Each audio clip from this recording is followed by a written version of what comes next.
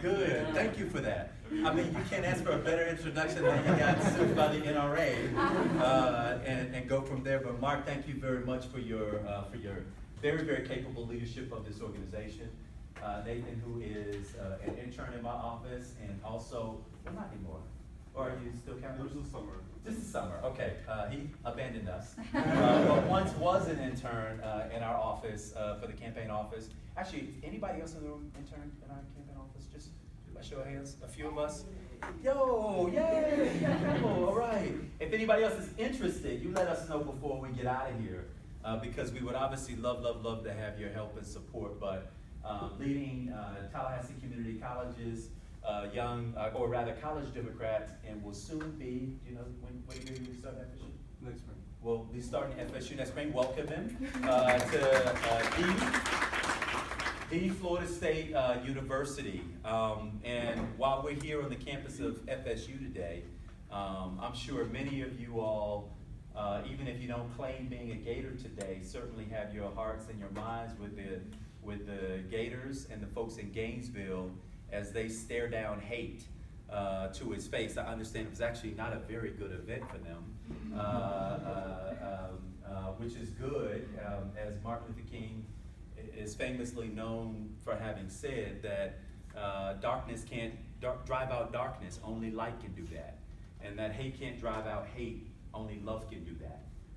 So it's so much more powerful for us to be able to show up in a spirit of solidarity and love and resistance to show that there are more of us than there are of them.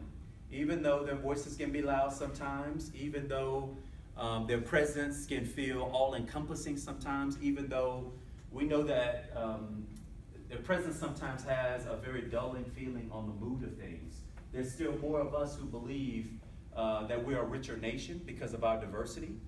There are more of us who believe that we have nothing, absolutely nothing to be afraid of to welcome immigrants into our society, into our communities, onto our college campuses.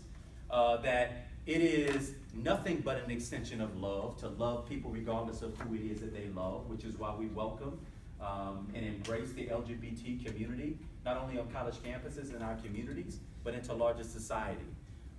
It's important that we make these declarations, you all, because they're unafraid when they make their declarations, right? When they call other human beings illegals, they don't make apologies for it, right? Which is why I don't make apologies when I stand up and say, you can't call another human being an illegal, right? People can't be illegals. Actions might be illegal, people are not, right? And my hope is, and I hope that y'all are already thinking about what role you may play here on the campus of FSU, but now that the president has thrown into total flux the DREAM Act, whether you're a benefactor of the DREAM Act, whether you know a student who is here on this campus, thanks to DACA, we've got to speak up for those individuals, right? We can't let a president and a governor and an administration get away by otherizing us, by separating us by superficial barriers, just because they believe it's in vogue and that you all or we all might actually cower to what it means to be afraid of what's different, to push back on what's different, to feel like it's okay to be separated from one another. It's not okay. And we're a greater nation. In fact, in Florida, we're a greater state by embracing that part of who we are rather than separating ourselves one from the other. They win when we separate. They win when we divide on these superficial differences, right? We win when we recognize that we got a lot more in common than what separates us, right? That's not how I planned to start, but it was on my heart. The way I planned to start was to say, my name is Andrew Gillum, and I am extremely proud to be the mayor of Florida's capital city here in Tallahassee, Florida. I was born in Miami-Dade. Shout out to the 305, although I know there's another area code. The 786? Yeah. Okay. No offense to anybody who's got a 786. I'm just kind of old school about the 305. Finished, went all the way up to the 6th grade, rather. I was going to say finished middle school. Finished 6th grade, almost finished 6th grade in Miami, and then we moved to Gainesville, where I finished middle and high school before coming here to Tallahassee to attend Florida A&M University. I got involved at a pretty early age. When I was a student at FSU, at FAMU, I got involved in student government. I served as a student body president of FAMU. I served on the board of trustees at Florida A&M University, and I marched a lot on the state capitol. My first march on the state capitol turned into a sleepover on the cold marble floors of that rotunda, because we were marching against the governor's actions to strip away affirmative action throughout the state of Florida. And although I had already made it into college, this was during a time where I was concerned about my younger brother and sister and whether or not there were going to be options stripped or taken away from them.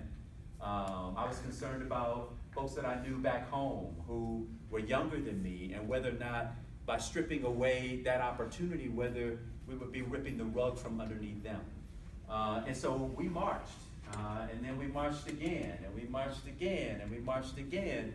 And so I've had 20 years of watching Republicans be in control of Tallahassee, controlling the governor's mansion, controlling the House, controlling the Senate, controlling the governor's mansion, and we're trying to change that in 2018. And I believe that we're able to engage enough young people to show up and to show out on the August 28th primary. We might have a shot of changing history and the future trajectory of the state of Florida. Young people age 18 to 35 in this state participate at less than 5% in the Democratic primary. Fewer than 5% of us between the ages of 18 to 35 have historically voted in the primary elections in the state of Florida. I believe we can do better than that, right? I believe that we can triple that number. 15% ain't a whole lot, but it certainly outpaces 5%, right? Now I'm gonna tell you why I think some of the reasons are that we don't participate at the levels under which we could. One, if you're in college, you're likely moving in on August 28th of 2018, right? You don't have your address maybe. Maybe it's the first week of school. It all just depends on when these calendars come out and how that falls. So already you're in flux, and obviously to get a voter registration card and to have a legal voter registration card, especially if you move your registration to where you are attending school and not where you might be from, then you might not even have an address that is legal, and therefore you haven't exercised the right to vote. And so we've got to be planning for that eventuality, right? So assume school is going to be just getting back in, we're going to need a way to get in touch with you. To either send you an absentee ballot or to help you turn out to vote when you get here to Tallahassee, Florida, assuming you're still matriculating here at FSU or at TCC. But I also believe, and I think this is probably more prevailing of a reason, is that we fail to go to young voters and ask them for their vote. We fail to show up, to knock on doors, to talk about agendas and issues that impact us. I ran for the city commissioner of this city when I was 23 years old, fresh off the campus of FAMU. When I declared for office, everybody thought we were crazy. And nobody thought we could win, including my mama, who gave me $20 of a campaign contribution and told me not to spend it all in one place, right? So nobody thought it was possible. And young people on Florida State's campus, fewer than, I think it was 15 students voted on the on-campus precinct in the previous election, right? So nobody thought young people would participate either in that election. And so we went to work. We went to work registering young voters. We engaged them. We knocked on dorm room doors. We knocked on apartment doors. We had this strategy called knock and drag. Knock on the door and drag your butt out to go and vote, right? And it worked in many ways, right? We saw the participation shoot up on both those campuses as well as at TCC.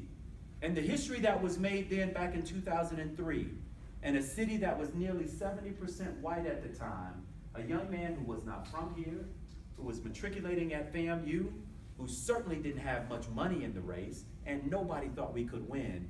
I eked it out in a second place placement in the primary election and went on to win the race with 54% of the vote, making me the youngest person in Tallahassee's history elected to the Tallahassee City Commission, and that was 15 years ago, right? And now I need to be replaced, right? I'm looking for the next young person who is going to stand up and say, you know what, we deserve a voice in this community too. We pay taxes, we contribute to the economic engine base, we innovate, we create, we're starting jobs, we're giving community service, and we got a vision for the direction we'd like to move this community in. Whether you do that here in the city of Tallahassee, or if you do it in some other place around the state of Florida or around the country, it's time for us to stop backbenching. if you're good enough to be a campaign volunteer, if you're good enough to be a phone banker, if you're good enough to go online and give your small contributions, you're good enough to be a candidate. You got a heart to care, mind to think with, hands, feet to work and operate with, you have what it takes. And so we've got to stop waiting for our invitation to the party, because it's never going to come. How many of y'all have heard the saying that power sees nothing without a demand?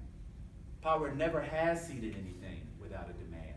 And so you have to show up and take your rightful place and make sure that the issues that you care about have a champion in the decisions and in the bodies where these decisions get made. I know that to be true because I've been there. That's been my lived experience. And I'll tell you what's resulted from that is that you've been able to have a voice and a mouthpiece who's been unafraid of